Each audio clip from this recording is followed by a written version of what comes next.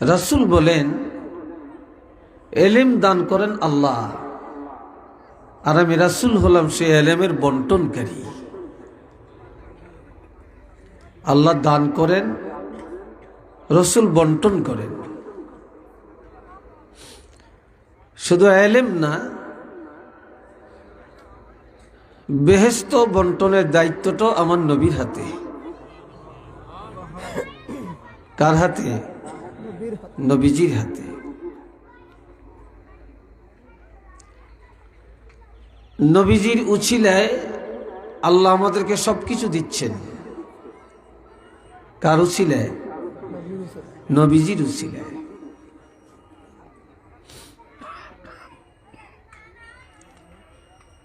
নবীজি হযরত ওমরকে দেখলেন, একদিন নবীর সামনে বসে আছেন, তো প্রচন্ড ঘাম দিয়েছে নবীজিকে, ঘাম মোবারক।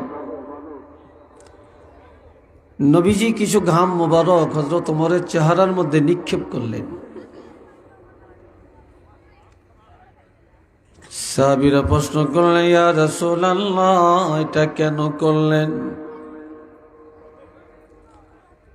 নবীজি বলেন যে আল্লাহ আমাকে এত ইলম দান করছেন, আমার থেকে অতিরিক্ত কিছু ইলম ঘাম মোবারকের আকারে বের হচ্ছিল, আমি সেই ইলম হযরত ওমরকে দান করে দিলাম। অর্থাৎ ওমরকে আমি ইলম দান করলাম। হযরত ওমর তো ছিলেন নবীর সাহাবীদের মধ্যে, খোলাফায়ে রাশিদিনদের মধ্যে অন্যতম, আর আল্লাহর হাবিবের একজন কি ছিলেন? শ্বশুর ছিলেন। বলেন, কি ছিলেন? নবীর খলিফাদের মধ্যে দুইজন ছিলেন শ্বশুর। কয়জন? আর দুইজন ছিলেন জামাতা। হযরত আবু বকর সিদ্দিক রাদিয়াল্লাহ আর হযরত ওমর ফারুক রাদিয়াল্লাহ, এরা দুইজন ছিলেন শ্বশুর। আর হযরত ওসমান গনি রাদিয়াল্লাহ এবং হযরত আলী রাদিয়াল্লাহ, এরা দুইজন ছিলেন জামাতা। এই চারজন হলেন রাসূলের খলিফা। এদেরকে এক কথায় বলা হয় খোলাফায়ে রাশিদিন।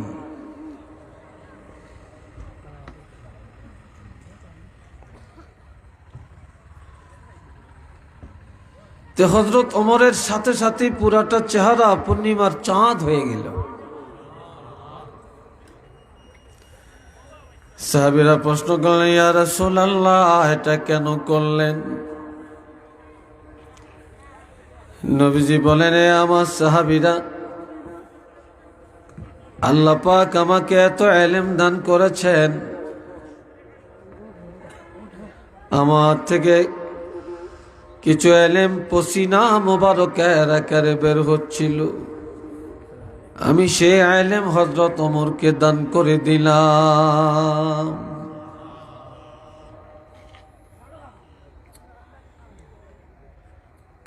তো এই ইলম দান, ইলম বন্টন করা, তাকসিম করার দায়িত্ব হলো আমার নবীর হাতে।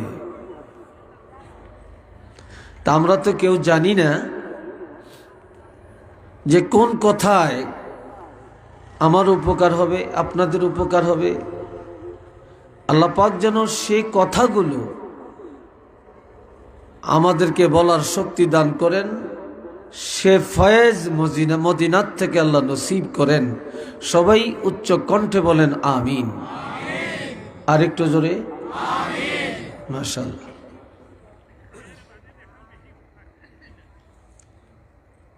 আমার ভাইরা,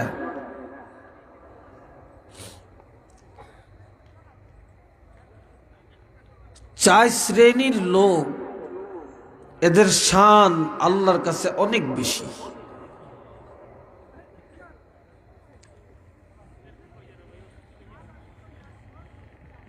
আর এক শ্রেণী হলো নবীর উম্মতের মধ্যে, এদের দাম আল্লাহর কাছে অনেক বেশি।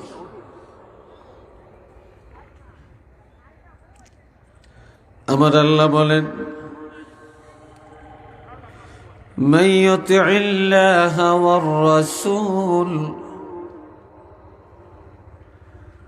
যে আল্লাহকে মানে এবং রাসূলের মানে, যে আল্লাহকেও মানে এবং রাসূলকে মানে,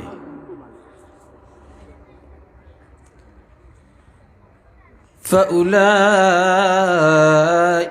مع الذين أنعم الله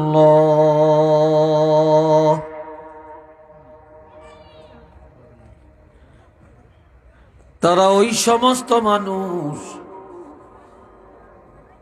যাদেরকে আল্লাহ দয়া করেছেন, অনুগ্রহ করেছেন, জান্নাতের জন্য কবুল করে নিয়েছেন, ওই সমস্ত মানুষের বন্ধু হইয়া তারা জান্নাতে যাবেন। যে আল্লাহকেও মানে, রাসূলকেও মানে, সে ওই সমস্ত আল্লাহর বান্দাদের সাথে তাদের বন্ধু হইয়া জান্নাতে যাবে।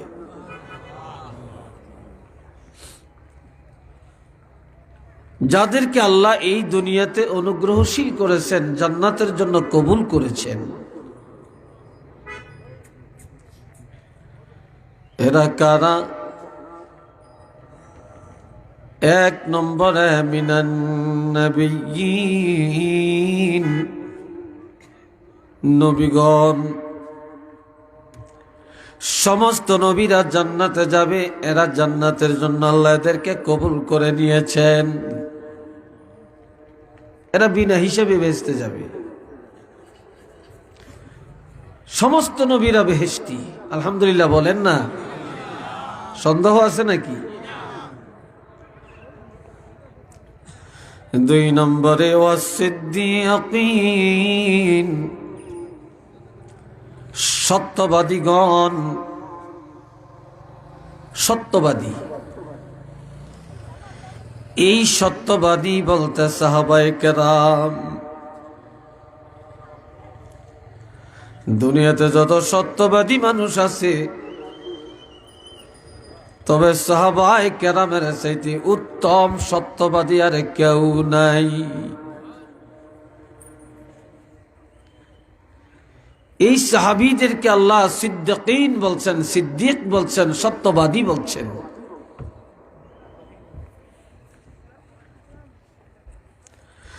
ওয়াশ-শুহাদা,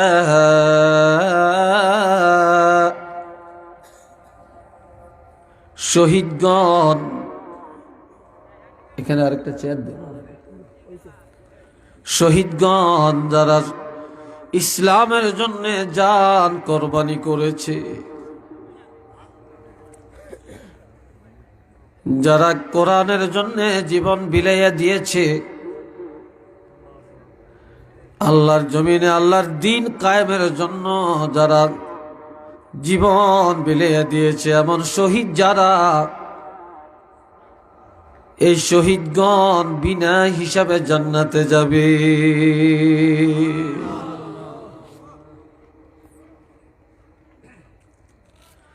ওয়াস-সালিহিন, চার নম্বরে সালেহীন অর্থ উলামায়ে কেরাম, আউলিয়ায়ে কেরাম, উলামায়ে কেরাম।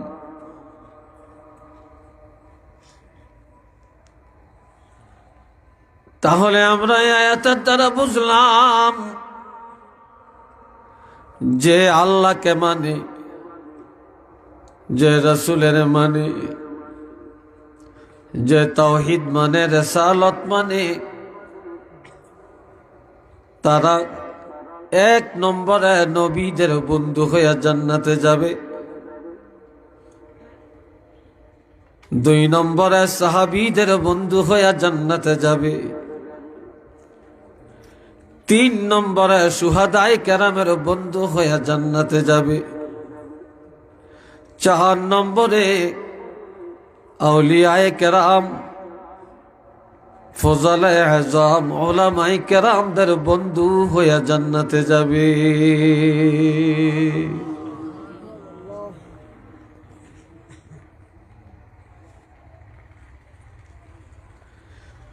দুনিয়ায় অনেক বন্ধু আছে আমাদের, বন্ধুর কোনো শেষ নাই। আর আমার আল্লাহ বলেন, وحسن أولئك رفيقا।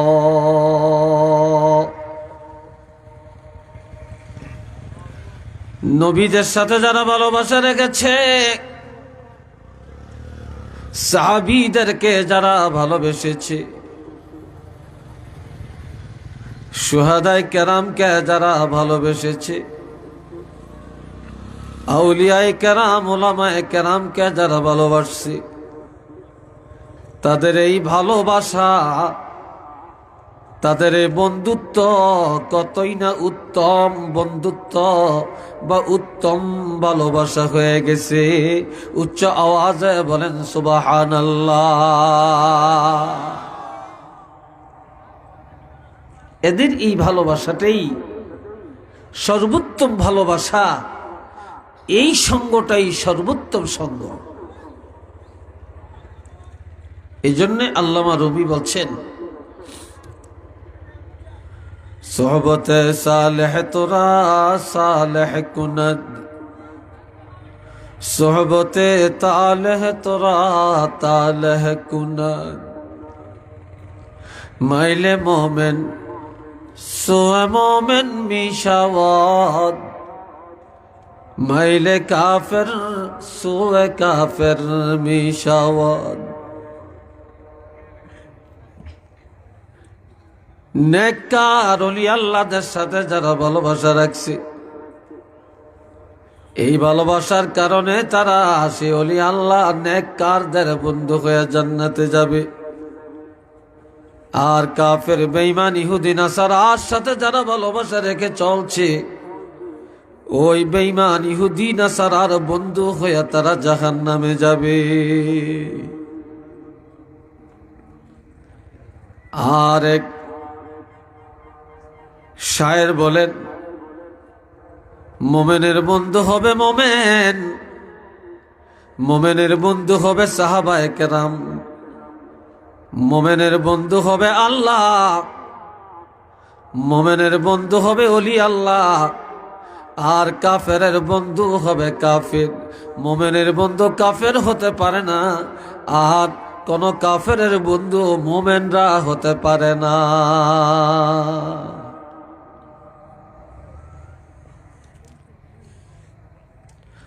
আল্লাহ,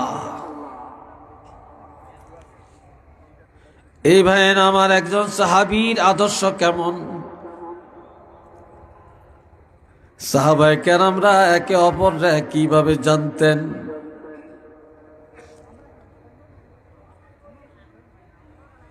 একদিন আল্লাহর হাবিব জিহাদের মধ্যে যাওয়ার ঘোষণা দিলেন। কোথায়? আমি কথা জিগাইলে একটু উত্তর দিয়েন, মেনমিন আওয়াজ দিয়েন না। আমরা কি বাঘ মার্কা মুসলমান না বিলাই মার্কা মুসলমান? তো কথা বলেন না কেন? মনে হয় যেন কথা ভিতর থেকে বের হতে চায় না। খিদা লাগছে খুব, মনে হয় সিন্নি টিনি খাওয়াইয়া বইলে ভালো হইতো।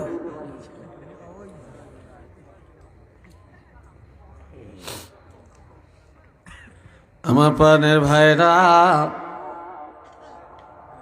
আল্লাহর হাবিব জিহাদের মাঠে যাবেন। হযরত সালাবা রাদিয়াল্লাহু, তিনি একজন মুহাজির, তিনি হিজরত করে মদিনায় আসছেন। আর মদিনার একজন আনসার, এই মদিনার আনসারের সাথে মুহাজির সাহাবীর একটা বন্ধুত্ব হয়ে গেল।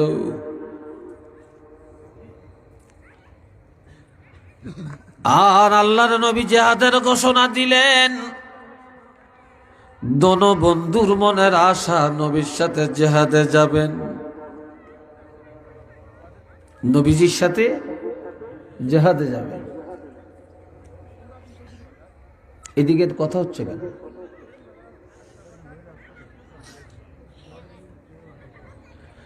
আমার প্রাণের বন্ধুরা খেয়াল করেন, আল্লাহর হাবিবে সময়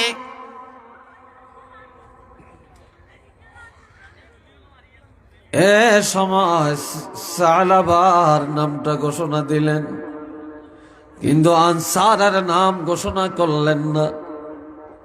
আনসারের মনের আশা নবীর সাথে জিহাদের মাঠে যাবেন, কিন্তু যাইতে না পেরে মনের ব্যথায় কাঁদেন। নবী তাকে ডাকলেন, আনসার রে তুমি কাঁদো কেন?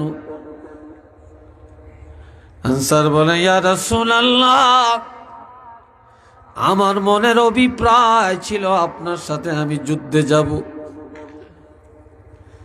কিন্তু আপনি তো আমাকে নেন না, আমার নামটা ঘোষণা দিলেন না, কিন্তু আমার বন্ধু মুহাজিরের নামটা ঘোষণা দিলেন। আর এই সময় মুহাজির আল্লাহর হাবিবের কাছে একটা দরখাস্ত করল, ইয়া রাসূলুল্লাহ, আমার ঘর একা এক জায়গায় মরুভূমিতে, চারপাশে কোনো বাড়িঘর নাই, আমার বিবি যুবতী, আমার বিবি একা একা ঘরের মধ্যে কিভাবে থাকবে? কে তাকে পাহারা দিবে?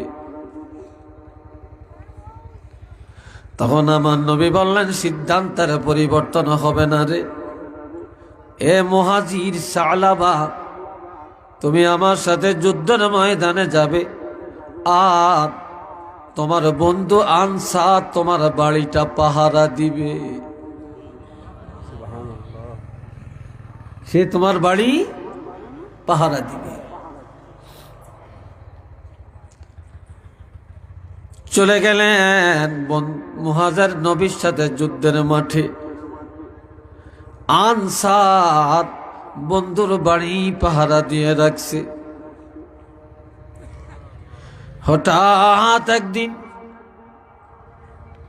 ঘরের ভিতরের থেকে আওয়াজ আসলো, আনসার।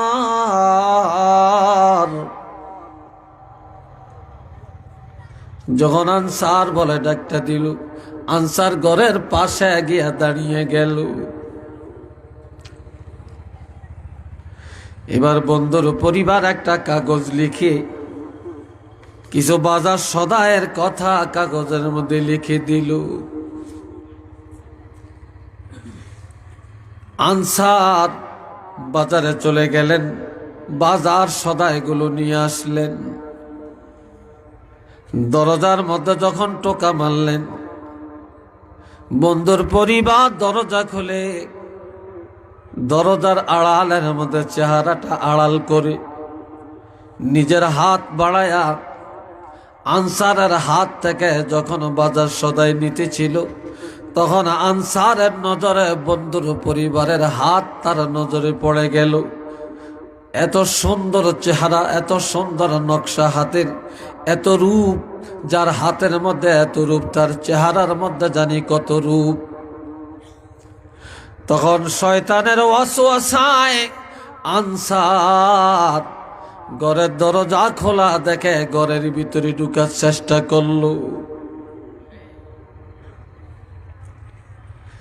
এইবার মুহাজিরের স্ত্রী, যুবতী স্ত্রী বুঝে ফেললো আনসারের অন্তরে শয়তান ওয়াসওয়াসা দিচ্ছে, আমার একা ঘর একা বাড়ি, আমার স্বামী যুদ্ধের ময়দানে রাসূলের সাথে, আর আনসার সুযোগ পায়া আমার ইজ্জত নষ্ট করার চেষ্টা করার পায়তারা করছে।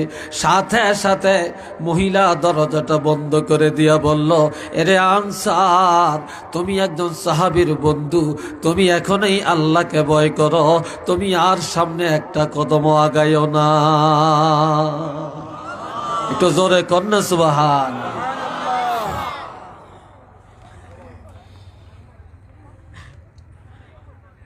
আর সময় আনসার এত লজ্জিত হলো, লজ্জিত হইয়া বাড়ি ছেড়ে পাহাড়ে পাহাড়ে পাগলের ন্যায় ঘুরে আর আমার আল্লাহকে ডাকে, আর নিজের অপরাধের জন্য অনুশোচনা করে। জিহাদের ময়দান থেকে বিজয় বেশে গাজীর মর্যাদা নিয়া সাহাবী হযরত মুহাজিরান আসআলাবা রাদিয়াল্লাহু যখন ফিরে আসলেন, বাড়িতে এসে বিবিকে বলল, বিবি রে, আল্লাহর হাবিবের নির্দেশে আমার বন্ধু আনসার বাড়ি পাহারা দেওয়ার দায়িত্বে ছিল, সে বন্ধু আনসার কোথায় আছে? বিবি বলে ফেলল, স্বামী আনসার কোথায় আছে এটা বলতে পারি না, তবে এমন আনসারকে যেন এই জমিনের উপরে আল্লাহ লালন পালন বা রক্ষা না করে।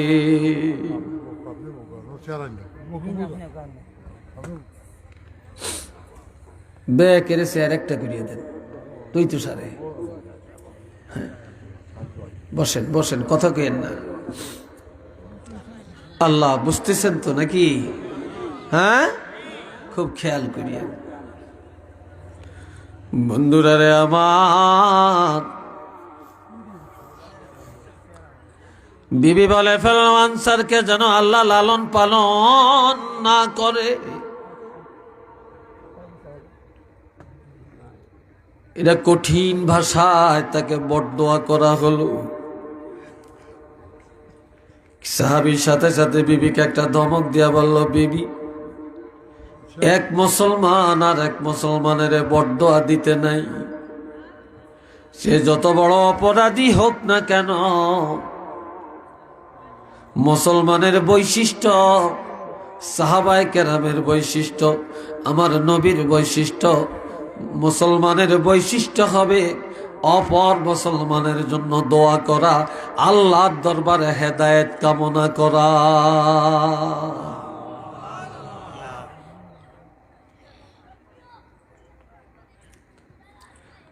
তখন সাহাবী বুঝে ফেললেন নিশ্চিত একটা কঠিন কিছু ঘটনা ঘটে গেল, যার কারণে তার বিবি এই কথা বলতে বাধ্য হলো।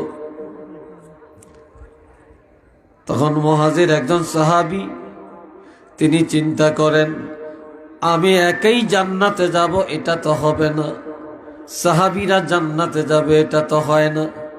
আমার ভাই আনসার যদি কোনো গুনাহে লিপ্ত হইয়া জাহান্নামী হয়ে থাকে, তাহলে আমার একজন সাহাবী হইয়া প্রথম দায়িত্ব হবে আমার ভাইকে জাহান্নাম থেকে বাঁচানো। সে কোথায় আছে তালাশ করি, এবং সে যে অন্যায় করেছে সেই অন্যায়ের জন্য তাকে তওবা করানোর ব্যবস্থা করি।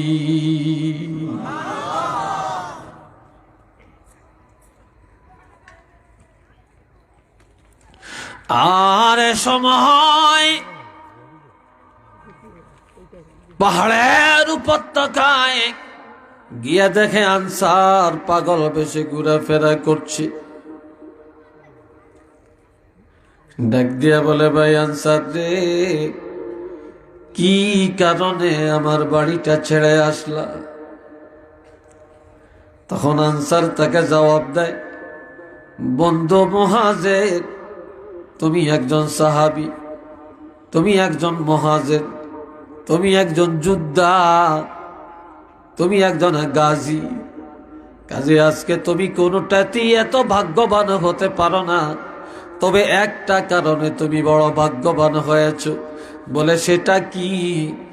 তুমি সাহাবী, তোমার শান, তোমার মান, তোমার যুদ্ধের বাকপটুতা, তোমার সাহসিকতা, তোমার হিম্মত একটা কারণেই বৃদ্ধি পেয়েছে, সেটা হলো তুমি একটা পৃথিবীর জমিনে একজন দিনদার, পরহেজগার, আল্লাহওয়ালা নারীর বিবি হওয়ার কারণে। একটু চিল্লিয়া বলেন না সুবহান। বিবির আল্লাহওয়ালা বিবির স্বামী হওয়ার কারণে একটু চিল্লিয়া বলেন না মারহাবা। একজন আল্লাহওয়ালা, একজন নেককার দিনদার মহিলার স্বামী হওয়ার কারণে সকল দিক থেকে তোমার ভাগ্য আল্লাহ সুপ্রসন্ন করেছে। আল্লাহ সাথে সাথে বলে ফেললো, আনসার বলে ফেললো, ভাই আমি বাজার সদাই নিয়ে যখন ঘরে আসলাম, তখন শয়তানের ধোঁকায় আমি একটু তোমার বিবির প্রতি আসক্ত হয়ে পড়লাম, যার কারণে আমি ঘরে ঢুকার চেষ্টা করলাম। আল্লাহর হাবিবের নির্দেশে আমি আসলাম, কাজে আমি শানের খেলাপ করে ফেললাম, এত বড় অন্যায় কদম বাড়াইলাম। কাজে আমি কি জবাব আল্লাহর কাছে দেব? আমার উপায় হবে কি? এই জন্যে আমি মাথা নিচু করে করে আমার আল্লাহকে ডাকি। তবে বন্ধুরে, কার কাছে আমাকে নিয়ে যাবে? যাও, এখনই আমাকে তওবা করার ব্যবস্থাটা করে দাও।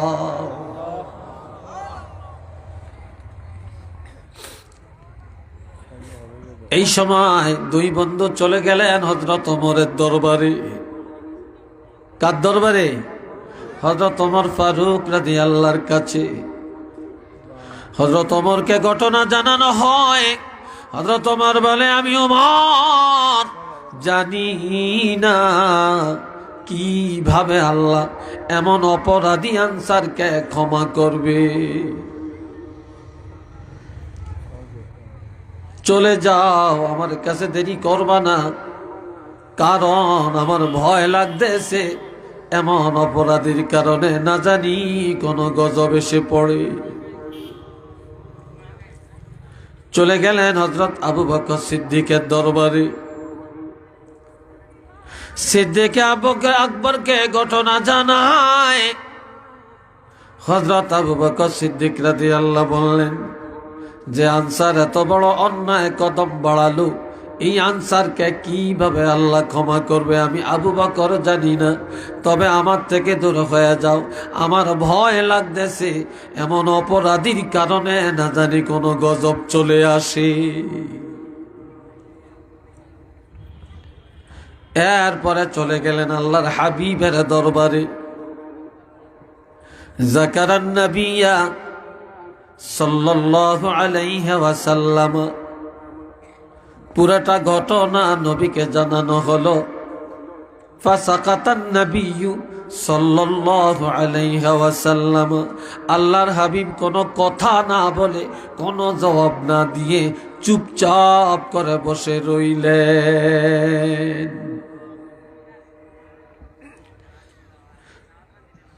চিন্তা করে যে আনসারে আমি পাঠালাম বন্ধুর বাড়ি পাহারা দেওয়ার জন্যে, সেখানে সে এত বড় গুনার দিকে কদম বাড়ায়, তিনি চুপ করে রইলেন কোনো কথা না বলে। তখন হযরত জিবরাইল আমিন এসে আল্লাহর হাবিবের তেলাওয়াত করে শুনাইয়া দেন, আল্লাযীনা ইযা ফাআলু ফাহিশাতান আও যালামু আনফুসাহুম যাকারুল্লাহা ফাস্তাগফিরু লিযুনুবিহিম ওয়া মান ইয়াগফিরুয যুনুবা ইল্লাল্লাহ ওয়া লাম ইউসিররু আলা মা ফাআলু ওয়া হুম ইয়ালামুন।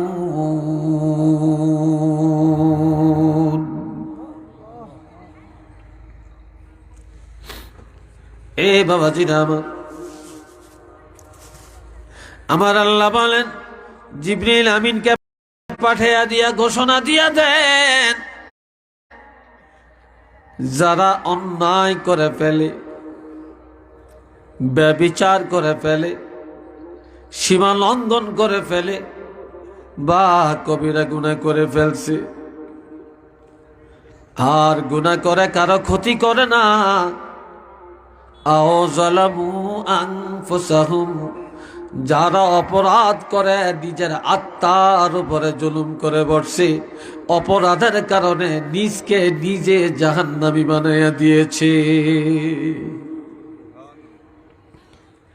এরপর যাকারুল্লাহ, আমার আল্লাহকে স্মরণ করে অনুতপ্ত হয়, নিজের গুনার চিন্তা করে গুনার জন্য অনুতপ্ত হয়, কান্দে, আমার আল্লাহকে ডাকে। ফাস্তাগফিরু লিযুনুবিহিম, আর গোপনে গোপনে আমার আল্লাহর কাছে ক্ষমা চায়। আমার আল্লাহর কাছে যারা ক্ষমা চায়, মাপ চায়, তওবা করে, আল্লাহ জানিয়ে দেন وَمَن يَغْفِرُ الذُّنُوبَ إِلَّا اللَّهُ।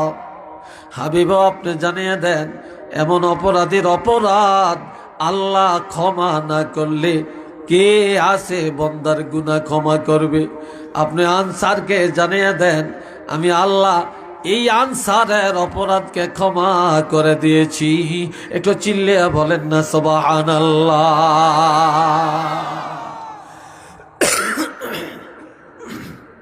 আপনারা কেন এই প্যান্ডেলটা করলেন?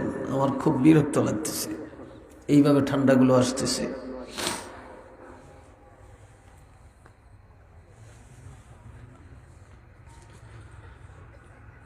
আল্লাহ একটু দরুদ শরীফ পড়েন। আল্লাহুম্মা সাল্লি আলা